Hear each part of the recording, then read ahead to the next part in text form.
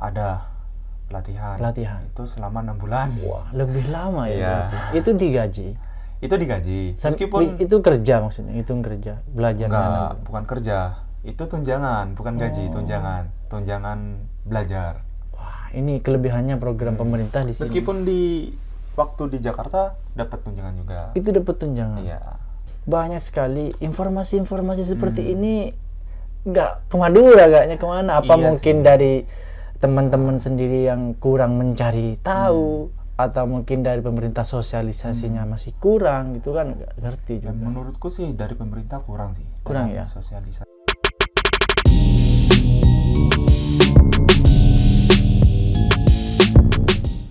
Oke, Assalamualaikum warahmatullahi wabarakatuh. Teretan konnichiwa.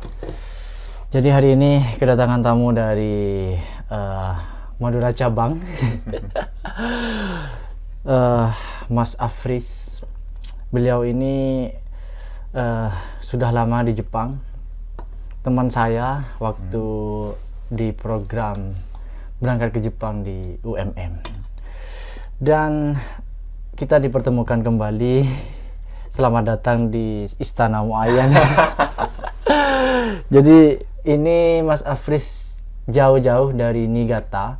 Kira-kira ongkosnya berapa sampai ke Saitama ini? Kalau ke Saitama naik Shinkansen itu sekitar 1 mangan. Kalau di Cruise Indonesia itu rupiah sekitar 1 jutaan. Waduh. Tapi berhubung pengen cari yang murah, naik Yaku. Basu. Oh, iya. Jadi bis malam itu sekitar 500.000 lah. 5.000 yen. Nah. Iya. Jadi di Jepang ya harus pakai Shinkansen, bisa diakali pakai bis malam. Biar murah.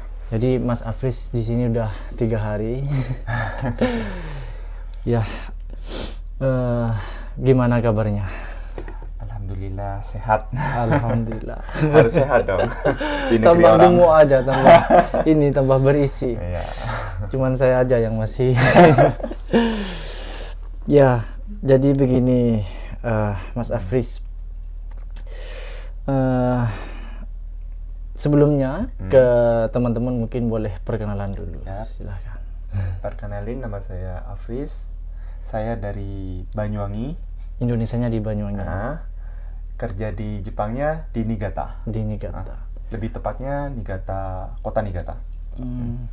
Mas Afris ini di Indonesianya meskipun dari Banyuwangi itu bisa bahasa Madura kan? Ya, soalnya Madura swasta. Madura swasta.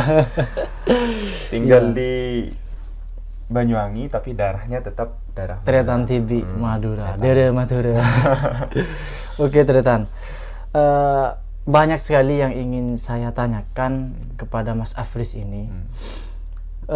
Berhubung dari banyak tretan di Madura khususnya yang nanya sama saya itu bahwa gimana sih caranya ke Jepang gitu, ada program apa saja sih ke Jepang. Setelah saya telusuri, bahkan saya sendiri pun awal-awal mau berangkat ke Jepang itu banyak sekali informasi-informasi yang tidak terekspos, apalagi sama orang-orang Madura. Mungkin ya saya sendiri mungkin tidak terlalu banyak update itu ya. Pada waktu itu memang saya ada job fair di UMM itu dan akhirnya ikut job fairnya dan daftar ke Jepang ini. Nah, ternyata setelah saya telusuri banyak sekali program-program ini yang bisa kita berkarir di Jepang. Bahkan ada program pemerintah juga dan program swasta. Nah, saya kasih tahu juga Mas Afris ini Tretan, beliau ini ke Jepangnya berangkat melalui program pemerintah. Betul ya? Iya, betul. Yaitu program EPA. Di jalur EPA. Iya. Dan EPA itu kan khusus keperawatan gitu kan ya. EPA khusus keperawatan maksudnya? EPA kan ada program IM Japan juga yang dia di pabrik dan pengolahan makanan dan lain sebagainya. Kalau EPA itu Jepang, khususnya Jepang itu keperawatan. Khusus keperawatan kan ya. Nah, di sini ingin saya ingin saya sharing sama Mas Afris dan di-share juga ke Tretan Madura khususnya dan semuanya sekitarnya bagaimana sih bisa menempuh jalur EPA? Apa saja persyaratannya? Yang perlu disiapkan, alurnya seperti apa? Mungkin bisa kita sharing di sini. Oke, siap. Oke. Untuk persyaratannya dulu ya. Oke. Untuk pendaftaran EPA itu langsung lihat di website langsung. Websitenya EPA ada. BM2MI. BP2MI. BP2MI. Oh iya ya. Setelah itu persyaratannya aja itu ngisi ada data-data diri seperti SKCK, kartu kuning. Kartu kuning AK1. Oh iya. Terus minimal itu punya kemampuan bahasa Jepang setara N5. JLPT. Oh gitu. Terus usia itu minimal 35 tahun. Maksimal 35 tahun. Terus untuk pendidikannya itu minimal D3. Keperawatan maupun non keperawatan. Tapi kalau non keperawatan itu harus disertakan sertifikat pelatihan care worker. Oh, ada juga. Ada fasilitas juga untuk pelatihan care worker itu. Cari sendiri. Oh, itu cari sendiri. Iya. Nyambung, jadi tadi ada persyaratan bahwa bahasa Jepang harus setara minimal N5. Nah, kadang banyak pertanyaan dari teman-teman itu, emang kalau tanpa belajar bahasa Jepang, emang bisa untuk ikut program ini? Untuk saat ini itu harus minimal N5. Itu wajib? Wajib. Kalau nggak punya sertifikat N5 nggak bisa. Nggak bisa. Biasanya itu teman-teman kalau pengen cari sertifikat N5 itu biasanya kalau belajar sendiri kan sulit kan ya. Iya. Jadi harus ke kursus. Dulu. Nah, paling nggak 3 bulan setara N5 itu bisa kalau emang bener-bener belajar. 3 bulan bisa. Press itu belajarnya. 3 bulan N5 udah bisa lulus. Nah, itu JFT sama JLPT ya. Kalau NATO sama JITES itu nggak berlaku. Oke. Berarti itu bahasa Jepang dan dokumen-dokumen tadi itu. Nah, setelah punya itu, alurnya kemana nanti? Setelah itu kita ke BP3MI. BP3MI itu kalau di Jawa Timur itu adanya di Surabaya. Nah, jadi kita ngelampirin ke BP3MI. Melampirkan ke sana. Data-data itu tadi. Apa scan via email apa langsung dikirim? Enggak, langsung ke Surabaya. Kirim filenya gitu. Kirim dokumen. Setelah itu tunggu pengumuman ini. Lulus nggak? Dinyatakan lulus nggak data-datanya? Dari BP3MI itu. Kalau udah dinyatakan lulus, baru kita ada tes psikotes. Sama tes keperawatan. Tes tulis keperawatan, pengetahuan perawat kayak gitu. Setelah lulus ini. Baru tahap pertama lulus di BP3MI dan masih ada psikotes lagi. Iya, tes psikotes. Nah, kalau misalkan itu tes psikotes dan tes keperawatannya itu di mana? Itu dulu aku di Surabaya. Oh, di Surabaya ada. Di mana tepatnya? Udah lupa. Mungkin masih ada hubungan sama BP3MI itu, nanti akan diarahkan kemananya. Mungkin nanti kan di website itu pasti ada pengumuman. Dan jadi tempatnya di mana itu pasti sudah ada, tahu. Pasti, Oke, setelah misalkan sudah lulus, sudah melaksanakan ujian psikotes dan ujian keperawatan tadi dan dinyatakan lulus, step selanjutnya apa? Kalau udah dinyatakan lulus psikotes sama keperawatan, itu nanti step selanjutnya itu ada interview. Kayak seperti job fair gitu. Jadi kayak nanti di selang interview itu ada kayak stand-stand gitu. Interviewnya ini beda ya sama interview kayak di Indonesia gitu ya? Interviewnya beda sama, nggak langsung ke perusahaan kan? Enggak. Jadi itu untuk semua perusahaan. Nanti direkam, terus hasil wawancaranya itu dikirim ke perusahaan yang ada di Jepang yang jadi perusahaan mungkin lihat satu-satu mana yang bagus, mana yang enggak kayak gitu. Nah, terus waktu pas sesi interview tuh sambil nunggu sambil keliling ke stand-stand perusahaan. Oh, jadi di interview itu ada stand-stand juga. Jadi kayak kepala rumah sakit itu datang langsung ke stand itu. Jadi kita bisa menanyakan apa aja yang kita dapatkan kalau keterima di tempat perusahaan itu.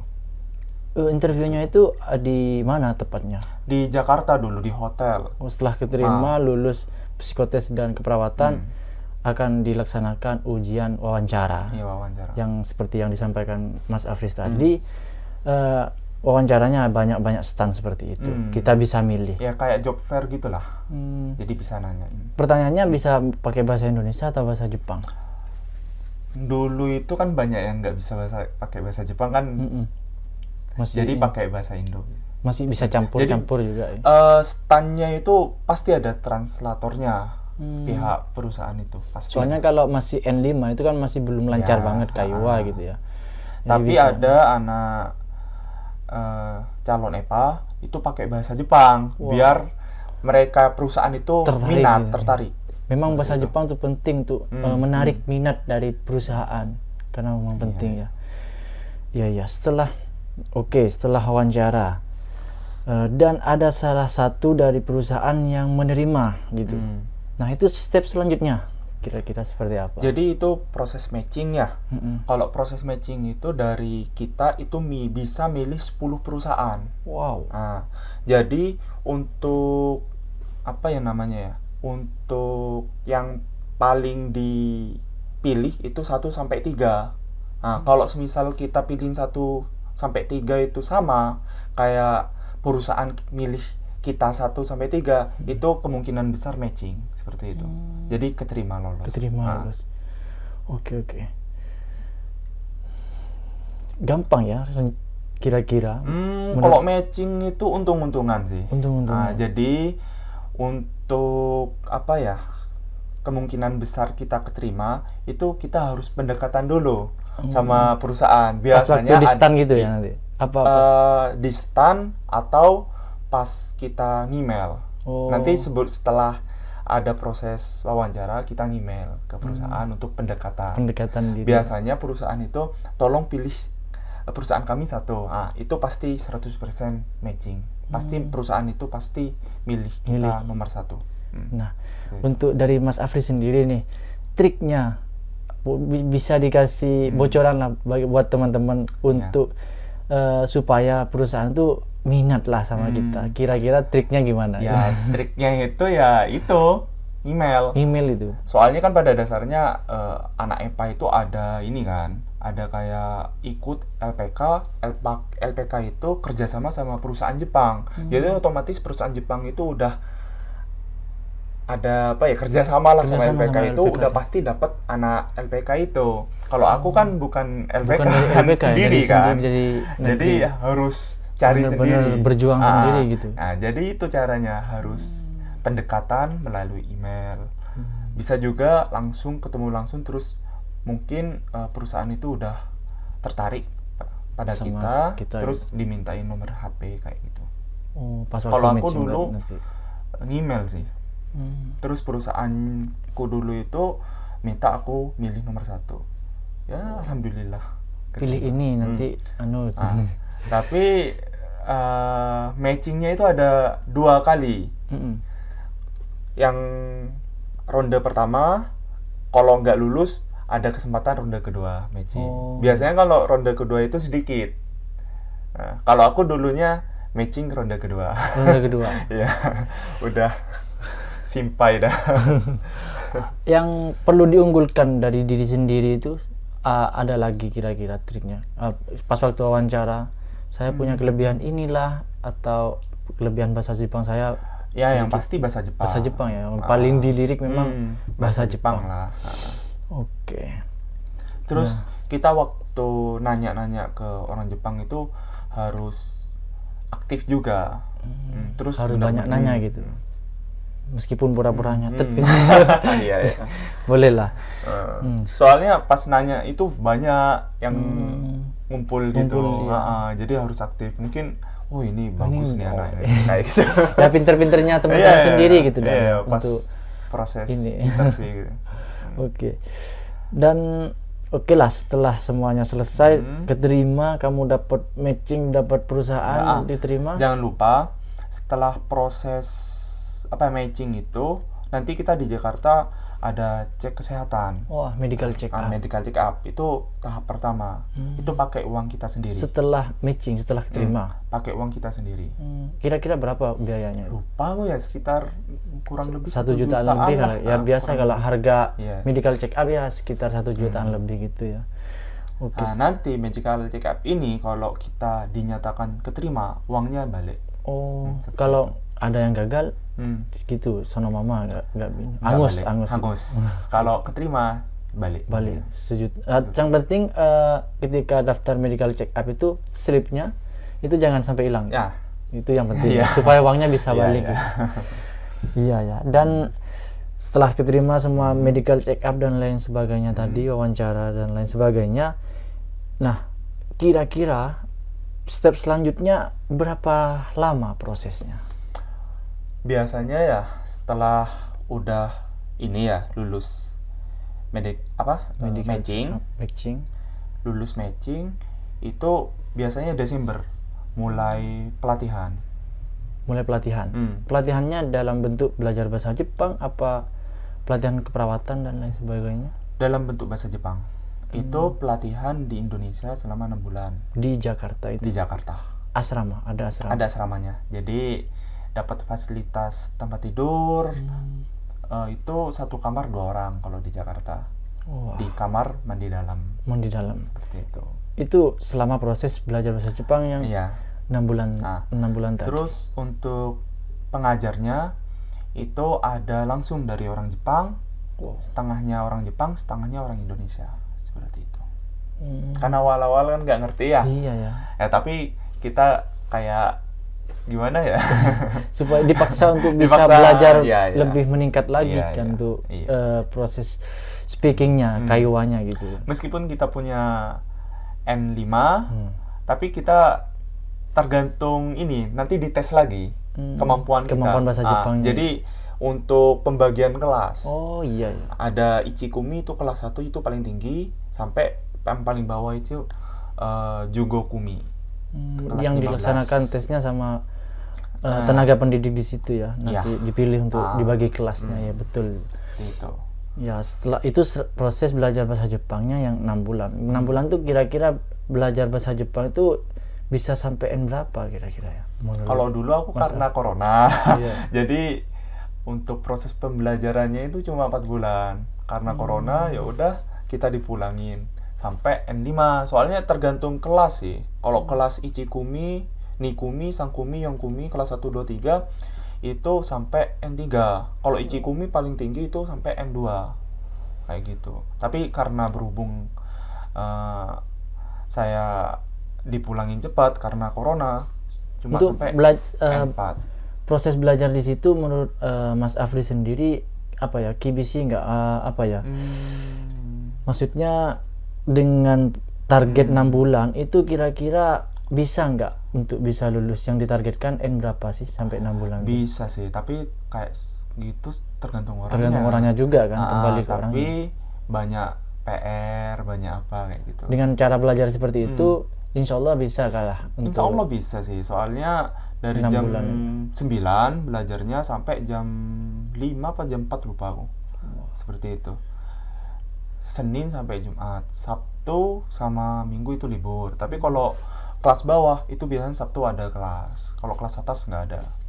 Seperti itu. Ya, itu proses belajar bahasa Jepang 6 bulan sambil menunggu proses pemberkasan dan lain sebagainya kan itu. Nah, setelah 6 bulan, setelah lulus misalkan, 6 bulan selanjutnya setelah atau gimana? Lulus itu ada tes lagi. Tes kayak perawatan, bukan perawatan. Tes bahasa Jepang, kemampuan bahasa Jepang. Dulu aku itu N5, sebenarnya N4 tesnya. Seperti itu. Tapi formalitas menurutku. Tapi ada yang sampai diancam kalau nggak lulus itu nggak akan berangkat. Nggak akan berangkat kayaknya. Berarti kibisi ya. Iya, kibisi. Soalnya program pemerintah juga dan harus ada waktunya yang ditentukan gitu. Itu 6 bulan, selama 6 bulan fokus belajar bahasa Jepang terus, apa ada bahasa Jepang keperawatan? Apa campur, apa Nggak beda? ada, kalau di Indonesia itu fokus bahasa Jepang dulu. Soalnya kan dasar bahasa kan dasar. 6 bulan. Harus bahasa dulu, baru udah mampu kita, baru ke Jepangnya enak. Seperti itu. 6 bulan itu. Nah, 6 bulan. setelah nyampe Jepang 6 bulan kan biasanya sudah biasa berangkat itu Setelah lulus. 6 bulan nggak langsung berangkat, Nggak pulang langsung dulu berangkat. lah kita. Pulang dulu ke rumah masing-masing. Iyalah. Paling sekitar 20 harian atau satu bulanan. Tapi aku kan berhubung corona dulu, jadi lama kan nunggunya. Jadi pulang dulu di Jakartanya, Pulang ke kampung halaman kampung masing-masing. halaman, terus yang di Jakarta memproses keberangkatannya. Ya. Apa ada pengumuman nanti Iya, setelah ada pengumuman balik pengumuman dulu? sih. Ya, Pasti ada kira-kira pengumuman. seperti itu. Nanti pokoknya yang paling penting itu di website BP2MI itu pantau terus. Pantau terus. Pasti di sana setiap itu ada pengumuman. Step-stepnya itu pasti ada. Oke. Jadi kesimpulannya total dari Mas Afris, mulai dari persiapan, alur, step-step dan tadi yang disampaikan itu, kira-kira total berapa bulan prosesnya Mas Afris itu selama ikut program pemerintah ini? Biasanya itu dari pendaftaran.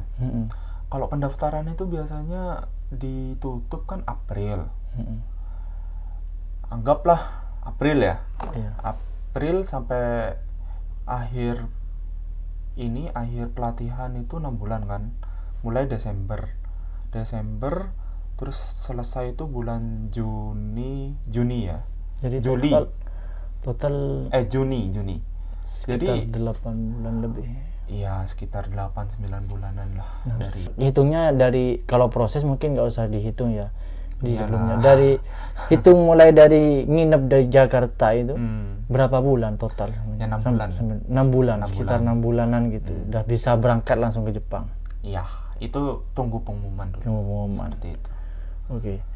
Dan setelah nyampe Jepang pun tidak langsung kerja. Saya lupa, yang paling terpenting Iya. itu sebelum ini keterima, sesudah keterima itu harus ngurus paspor. Oh, itu dan sebelum berangkat ke Jepang. berkas-berkas itu ya.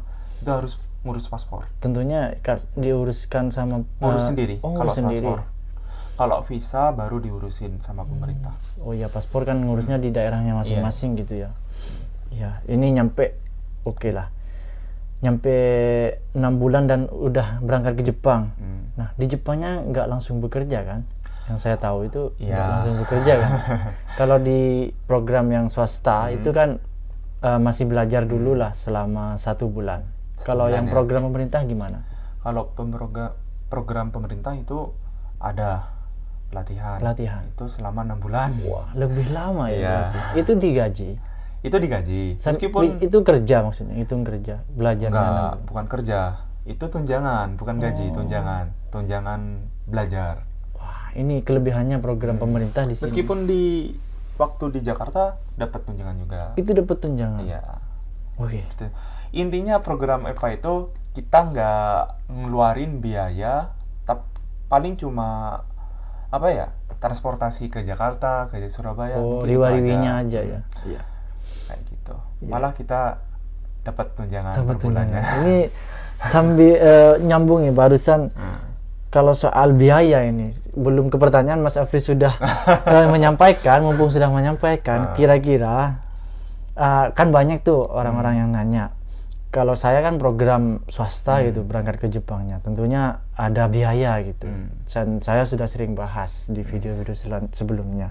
Nah, kalau di program pemerintah, berapa biayanya? Biaya Semuanya prosesnya. proses itu ya mungkin transportasi itu. Transportasi itu doang.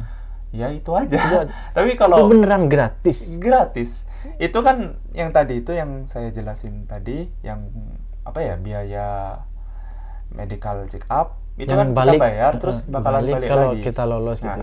Nah, Ya ini dihitung itu teman-teman. cuma transportasi aja yang kita keluarin. Keren ya. biaya. Ini pun saya waktu itu nggak ngerti tentang program pemerintah ini bakal seperti apa. Ternyata Banyak sekali ya, setelah ke Jepang ketemu sama teman-teman yang program EPA dan program IM, bagaimana prosesnya, ternyata gratis teman-teman.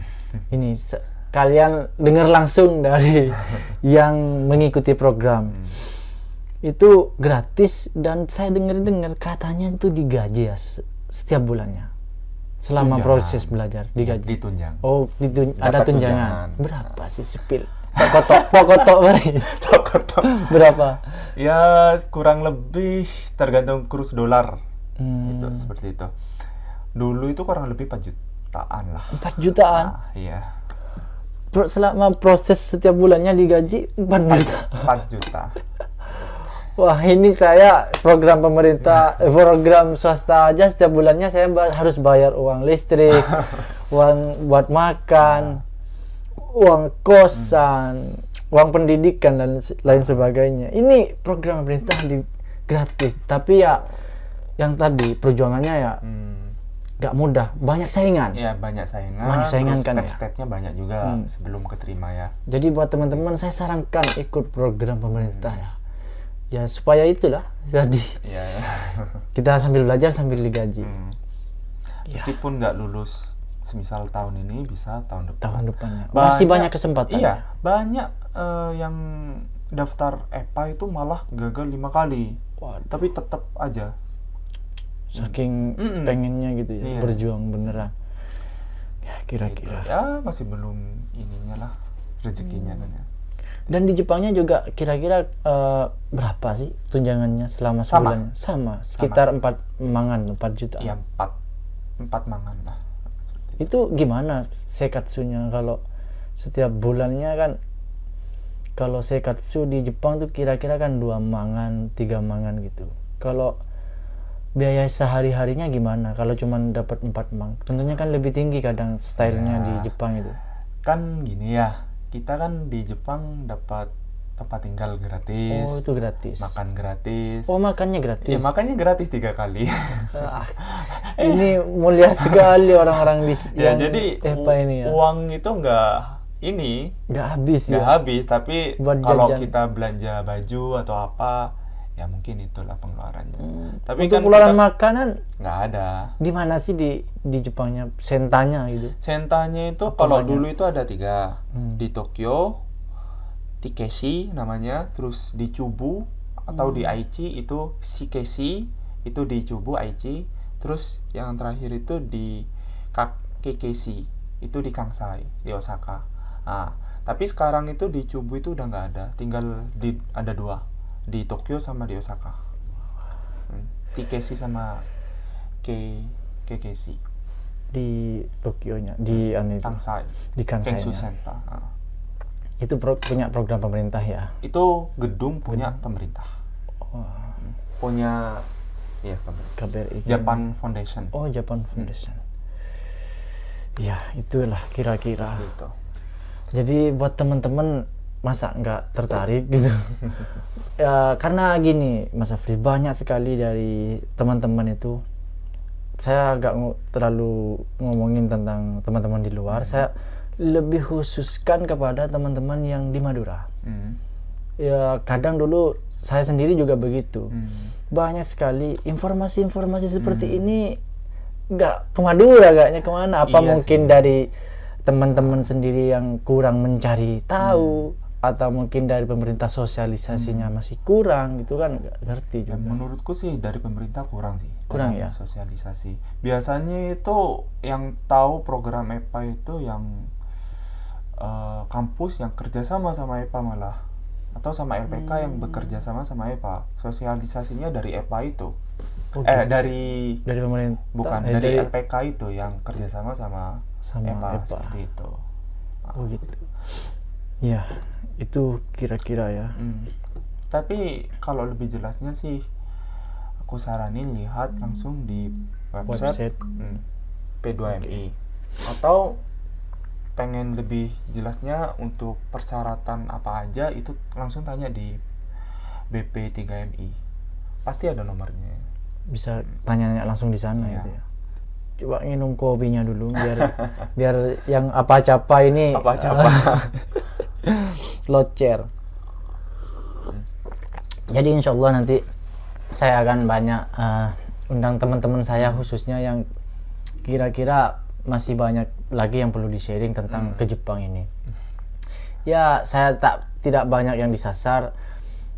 Saya lebih khususkan informasi-informasi seperti ini buat teman-teman yang tretan-tretan Madura khususnya. Kalau bermanfaat untuk di sekitarnya dan lebih luas lagi, ya alhamdulillah mungkin bisa lebih bermanfaat.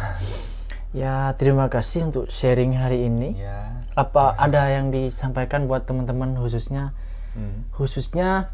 bagi tantretan lah. Iya. Tantretan TV deh ya. Kita ngomong bahasa Madura juga ya, tantretan. Jadi ya Fris kadang banyak orang tanya kok dem bisa berangkat ke Jepang nih dong. Gimana Kak bisa berangkat ke Jepang, dan memang kalau saya membingkok ke bala harus belajar bahasa Jepang, kadang banyak mundur. Nah, kadang orang-orang Madura itu kalau lebih baik majer daripada harus banyak proses. Iya. Kebanyakan masih punya mindset yang seperti itu. Kalau nanya masalah biaya, paling 25 juta, 35 juta kayaknya masih enteng, masih bisa dibayar gitu. Nah, kalau urusan belajar kadang masih males. Bener. Iya sih.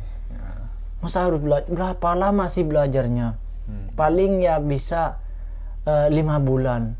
Ya kalau tak bilangin itu tergantung orangnya. Wah, itu udah mundur duluan itu kadang orang-orang. Soalnya gini ya, Gimana sih? percuma kita nggak belajar bahasa, tapi kita ke negara bahasa tersebut seperti itu.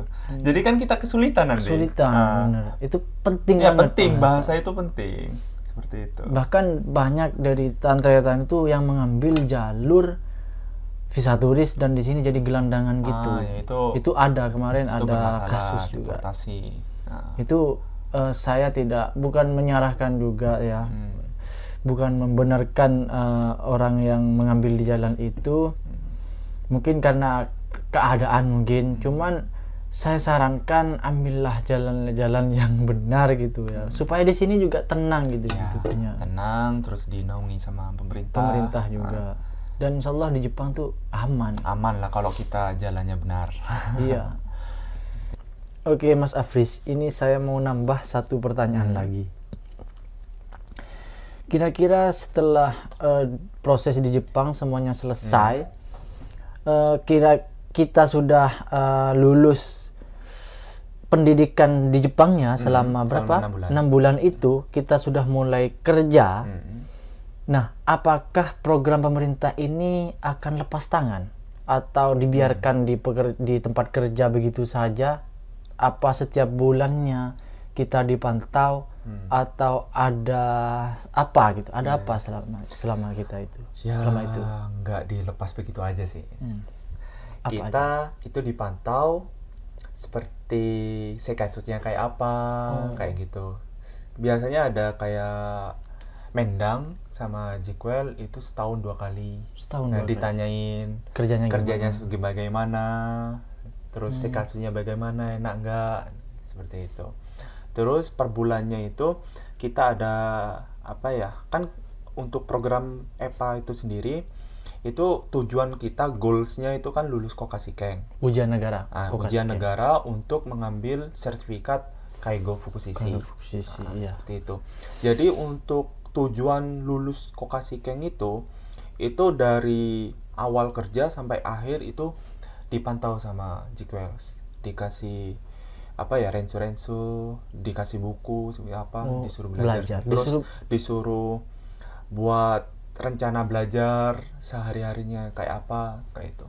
Dituntun lah sampai goalnya kita siap untuk mengikuti Kokashiken. Seperti itu. Untuk belajarnya setiap bulan? Apa setiap? Bukan setiap bulan. Untuk belajarnya itu